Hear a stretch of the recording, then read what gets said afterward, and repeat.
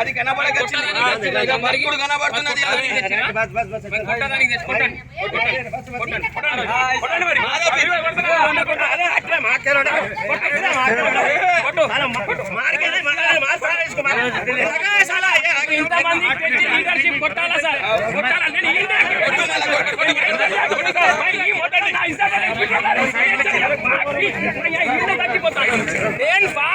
మొత్తం పేరు రాజీ బాబు నేను చచ్చిపోతా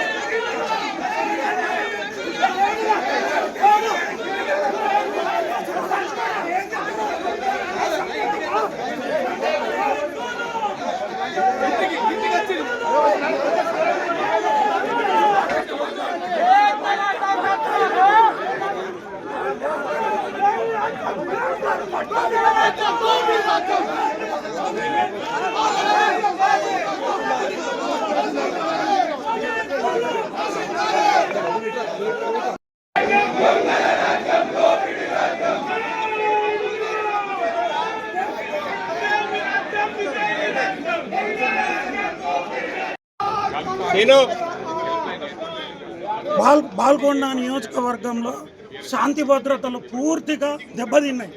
కాంగ్రెస్ పార్టీ నాయకులు మండలానికి ఒక్కోటి జమై ఇక్కడ అరాచకాలు ఆకాశాన్ని అంటుతున్నాయి.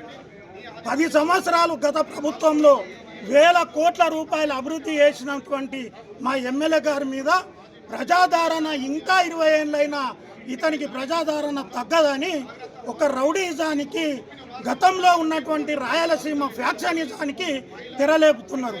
భీమ్గల్లో మేము కళ్యాణ లక్ష్మి చెక్కులతో పాటు తులం బంగారం ఇవ్వమంటే మా మీద 33 మంది మీద లాఠీ చార్జులు చేసి రక్తాలు తీసినటువంటి ఘన చరిత్ర ఈ కాంగ్రెస్ పార్టీకి.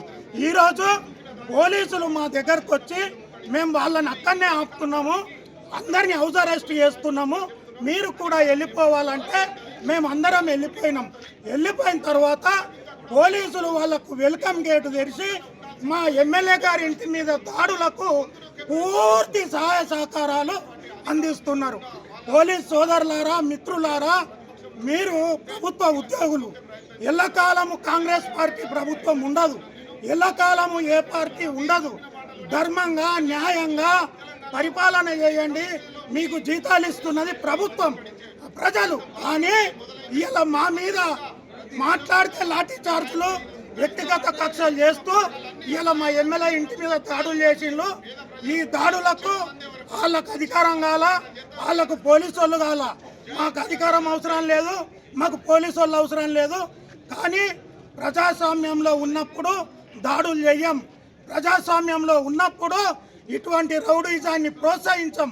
కానీ బాల్కొండ నియోజకవర్గం ప్రజలారా, ఈ ప్రజలు మీరు గమనించండి, ఈ 20 నెలల పాలనలో 20 సార్లు దాడులు చేస్తున్నారు, నాయకులని తెల్లందాకా కిడ్నాపులు చేస్తున్నారు, కేసులు పెట్టి వేధిస్తున్నారు, మా వ్యాపారాలు దెబ్బతీస్తున్నారు. ఇదే కనుక మేము గతంలో మా మంత్రి ఉన్నప్పుడు చేస్తే ఒక్కళ్ళన్నా మీరు ఈరోజు రోడ్ల మీద తిరుగుతుండ్రా? కానీ మీకు అధికారం అనే మదం ఎక్కింది. ఆ మదాన్ని ప్రజలు ఓటు రూపంలో దించుతారని తెలియజేస్తూ జై తెలంగాణ, జై ప్రశాంత్ అన్న, జై కేసీఆర్. ఆధిపత్య పౌరు కోసం కాంగ్రెస్ బాల్కొండ నియోజకవర్గంలో కాంగ్రెస్ పార్టీ ఆధిపత్య పౌరు కోసం మంత్రి ప్రశాంత్ రెడ్డి, మాజీ మంత్రి ప్రశాంత్ రెడ్డిని కానీ విమర్శించుడు. మరి మానాల మోహన్ రెడ్డి గారు 18 మందికి ఇచ్చినాము, తీసుకొస్తామని చెప్పారు. మరి దానికి ఇయ్యనోళ్ళని కూడా మేము తీసుకొని వచ్చినాము. మరి వాళ్ళకేం సమాధానం చెప్తారు? ఇప్పటికీ రుణమాఫీ కానీ రైతులు ఉన్నారు, పేద మహిళలకు 2500 ఇస్తాను, గృహలక్ష్మి పథకం కింద అది రాలేదు, సిలిండర్ రానోళ్ళు ఎందరు ఉన్నారు, 500 సిలిండర్ రాని వాళ్ళు మహిళలు ఉన్నారు, మన జీరో కరెంట్ బిల్ రాని వాళ్ళు ఉన్నారు. మరి వీళ్ళందరినీ తీసుకొని మేము కూడా వస్తాము మరి